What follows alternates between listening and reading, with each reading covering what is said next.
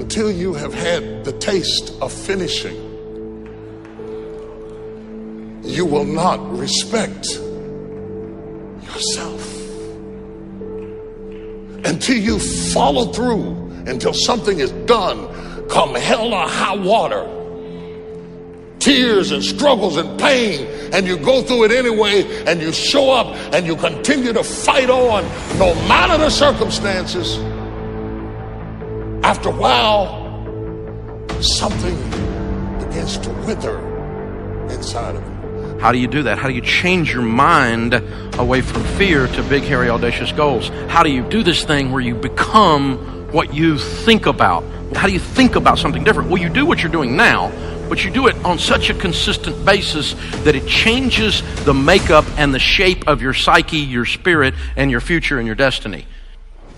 You need to learn to think, because thinking makes you act effectively in the world. Thinking makes you win the battles you undertake, and those could be battles for good things. If you can think and speak and write, you are absolutely deadly. Nothing can get in your way. Number one thing in your world is not your education. It's your dream. So what you dreaming about, y'all? What you still dreaming about? What is God still showing you in your imagination? What are you so afraid of? Why would you not take that leap and go for it before you mess around and die? Why would you not go and see what God really got for you before you leave this world? Why would you hang on to a job? If you live in paycheck to paycheck right now, when you retire, they're going to give you 1/3 of what you can't live on now. They're going to give you a gold watch and a turkey, and they're going to set you on out to pasture. If I was you, before I leave this world, I'd go see what God really got for me. Just take a chance. Now here's why you should take the chance. Name me one time God has not pulled you through. Just name it. Name the one thing God has never pulled you through. If he ain't pulled you through it, he's currently pulling you through it right now. And the reason I know I'm telling the truth is because you're sitting in here. If God was through with you, he wouldn't wake you up no more. When he wakes you up is because he ain't through with you yet. He got something else for you. So why don't you go see what that is? Look, it's mostly black people in here. Why we keep living our lives like we still slaves? Why we got to live our lives like we owe them something? Man, you owe yourself something. Go be free. Go see what God got for you. Oh, Steve, that's easy for you to say. You rich. Hell, did you hear me? I lived in a car for 3 years. I took, on October 8th, I won $50. October 9th, I quit. How big a jump you want to take? You ain't even got to do that. A lot of y'all got savings. You may not have 3 years up, but you only need a little bit. Just jump. Go see what God got for you. Quit sitting here in your life posturing like it's okay. Quit funking the fake. Quit faking the funk. Quit got people thinking you something you ain't, man, when you really know you won't be something else. Some people quit because things are out of control. Nobody quits what you can control. But the moment you get in something where you don't get your way, or you get reprimanded, or you get corrected, or you go through this, or you go through that, or you go through the other, or it's bad conditions or bad circumstances, the first thing the immature mind says is, this is ridiculous, I quit. My self-esteem, even though I was building it up and I lost weight and stuff like that, I'm now around the most uncommon of uncommon people. And I'm like, my God, I'm here. Do I belong here? Do I belong here? So your mind has a good way of taking the path of least resistance. Whenever friction happens, friction causes growth. Whenever friction happens, that's why a lot of us don't have any growth, because when friction happens, we go the opposite direction. So in my mind, when friction happened, my mind said, oh, hey, man, let's get out of here. You're not real. You've lied your whole life. You come from this, you come from this, you can barely read. Those things, so whenever times got hard, my mind said, you're not good enough. Let's go. So my eyes, my mind weren't connecting. So how you combat that is this. I call it the cookie jar. You have to remind yourself. We all have a story. All of us have gone through very hard times. But when we're in a hard time, our mind has a way of forgetting what all we've overcome. I have a way of taking 1 second when I want to quit and saying, okay, you endured this. So I look at my life and how I came up as the ultimate training ground versus most people look at it as why? Woe is me. God, why? Why? I had to flip this upside down and say, hang on a second. God was training me to be one of the baddest men on the planet Earth. That's how, this was my journey. Because those things beat me, but they didn't kill me. You got to have a permeating attitude that you're going to win. You got to have a positive outlook. You got to be optimistic. You got to know you're going to win. You got to, right now, you got to say, I'm going to win. I don't mean just this contest. I don't mean the contest. I mean, I'm going to win. I'm going to win. My life is going to win. There's going to be a victorious life here. Because listen to me, the price you pay for losing here is too extreme. You have to carry the burden of failure the rest of your life. You carry that around with you if you fail here. The biggest thing that breaks my heart is you feel the spirit right now. And then when you get back, these dream stealers run into you. And they start to steal your dream. And you quit.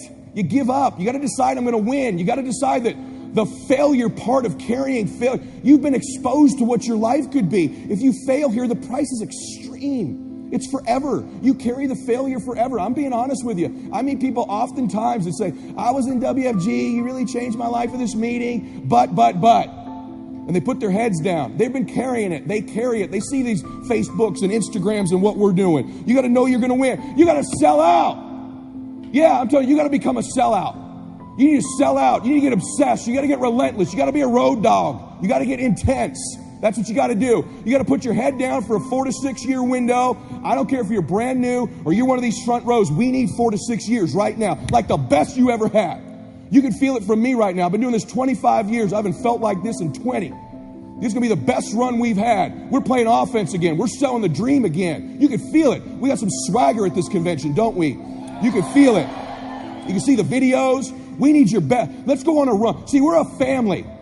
We're a dysfunctional family sometimes, but we're a damn family. We don't always get along, but at the end of the day, we've done something great together. We've made history together. It's so funny we're talking about, there's nothing even remotely, there's not even something even 22% the size of WFG. It's hilarious that somebody you think that there's something like this. My God, this is a behemoth. This is the Lakers, this is the Yankees, this is the Celtics, this is the Dallas Cowboys, this is the Patriots. There's nothing like it in the world. There's some dream stealers. You need to look out for these 4. I don't want them to happen to you. You ready? Say yes. Dream stealer number 1 that'll take you out of here. Lack of confidence or faith. Lack of belief. It'll steal your dream. You got to know you're going to win. You got to have some faith. These people sitting around you right now, they're whispering to you, you could do this. I believe you. Just like when you were a little boy. Just like when you were a little girl. They've always believed in you. They've always known you were going to do something special. They always knew you were great. You need to know it. You need to take that God that's sitting there with you and those precious souls that have passed, that have always believed in you, and you carry them with you everywhere. They're with you anyway. Acknowledge them. If you don't believe that, honor them. Honor God. Honor these people who believed in you with your magnificent life. Honor them. Don't give in to lack of belief, lack of confidence. Don't ever do that again. Don't do it in WFG or out of WFG. You were made to do something great. You're special. You were made in the image of God. Something awesome supposed to happen for you. And those of you that have made something awesome happen, something even more awesome supposed to happen for you. Is the greatest single obstacle to our success is our self-limiting beliefs. Is we believe that we're limited in some way. Our friend this morning was talking about the fact that each person is a potential genius, that you have genius inside you, that you have unlimited potential, which is what we agree, we believe passionately. But if we believe that we are limited in some way, it becomes true for us. It becomes our belief. By the way, I didn't do well in school, and before we came here, I was going to do some background checking on the people here. What I found is there's a lot of people in this audience who didn't do well in school. Yes.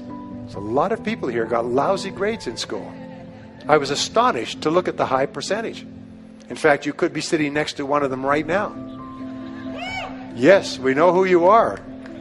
Now here's the problem, is that if you're told, which I was, and all the time you're growing up, they say you have to get good grades or you won't do well in life. You have to get good grades or you won't get into college. You have to get good grades or you won't get a good job, won't get very well, and so on. They tell you that to encourage you to get good grades. So what if you got lousy grades for whatever reason?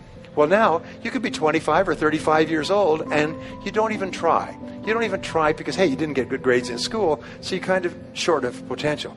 And what we do is we actually sabotage ourselves. We drive with our foot on the brake of our own potential because we think, well, I didn't really get good grades in school. And then you read the studies and you find that most of the people who got straight A's work for the people who got B's. And the people who got B's work for the people who got C's who own the companies. And the people who own the companies got the money from the venture capitalists, all who got D's in school. You know, and so the grades that you got in school are irrelevant. But if you believe that because you got poor grades or because you didn't get started, you didn't go to college or something else, if you believe it becomes true for you. So the first thing you do is you have to challenge your self-limiting beliefs and realize that most self-limiting beliefs have no foundation in reality. How many times have you had an experience where you thought you had no skill or ability in some area, and then you started working in that area and it turned out to be pretty capable, and you're quite amazed and you never had that idea? The fact of the matter is we all have that throughout life. My friend Dennis Waitley has this wonderful line. He said, you could not use all of your potential if you had 100 lifetimes. You have so much potential. And what holds us back from using all of our potential is we believe that we don't have it. I will never forget the story of this fellow's grandfather came out, homesteaded a piece of land in Alberta, passed it on to his grandfather, passed it on to his father. The father could never make a living on it. Finally passed on to the son. The son was on welfare and raising goats on this quarter section in Alberta.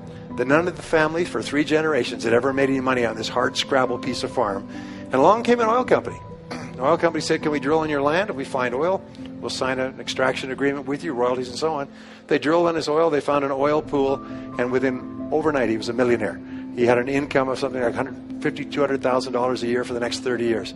He went from living a hard scrabble life, raising goats on this lousy piece of land, and somebody else came along and showed him how to get the potential out of the land. The oil had always been there. That's what this seminar does. That's what Harv does, by the way, is he shows you how to drill oil in your own land and tap into the potential that you have. It was always there. It's been there all this time. But your job is to drill. That's really important.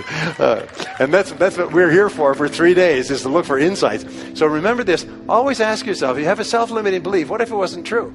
What if it wasn't true? My son, going back to David, David was really shy when he was growing up.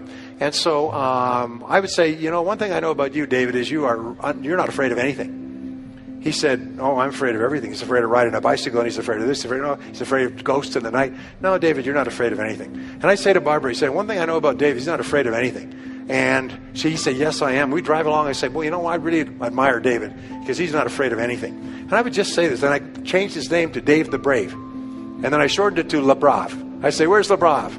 Where's Le Brave? Where is he? How are you doing, Le Brave? I called him that. I started calling him Dave the Brave all the time. And, you know, at a certain point in his life, he started saying, you know something, I'm not afraid of anything. It changed his whole life. You reprogrammed him to tell him, because other than that, he had a self-limiting belief. And it's really important. Anyway, so your beliefs are important, and your whole attitude toward life is determined by your beliefs. And here's the interesting thing. You come into the world with no beliefs. Every belief that you have, good or bad, you learned from childhood. And most of your self-limiting beliefs, if not all of them, have no basis in reality. Is you have the capacity to do anything, be anything that you want. You could learn any subject. You could become a doctorate in any university. You could memorize, then learn languages. And the more you learn, the more you can learn. The more you use your brain, the more your brain is capable of learning more things. But what holds us back is, so I could never learn languages. Shut up, you could learn languages. I'll tell you what, you went to a foreign country, and the only way you could eat is could learn the language and the words for the food. You'd learn languages at a speed of summer lightning. I know, because I've been there. In other words, the self-limiting beliefs have no reality. So the belief that you have to have programmed in, put in your computer, is that you are going to be a big success in life. And everything that happens is part of this great process. Now, the next law is called the law of expectations. Again, there's libraries of books and years of research on this. Expectations theory, by the way, is the foundation of all economics. It determines the drift of stock markets, the movement of world finances. It determines investment. Entrepreneurs have high expectations that their entrepreneurial efforts are going to work. We would not start a business without high positive expectations. So expectations have an enormous impact on our attitudes. And here's the interesting thing, is if you believe you're going to be a great success, you expect everything that happens to be part of the great plan. So if you have positive expectations, like a kid's first Christmas, you're positive all the time. And the key to being positive is to look for the good. Expect good things to happen. We say that whatever you expect with confidence becomes your own self-fulfilling prophecy. Is you are constantly predicting your future by talking about how the way you think things are going to turn out.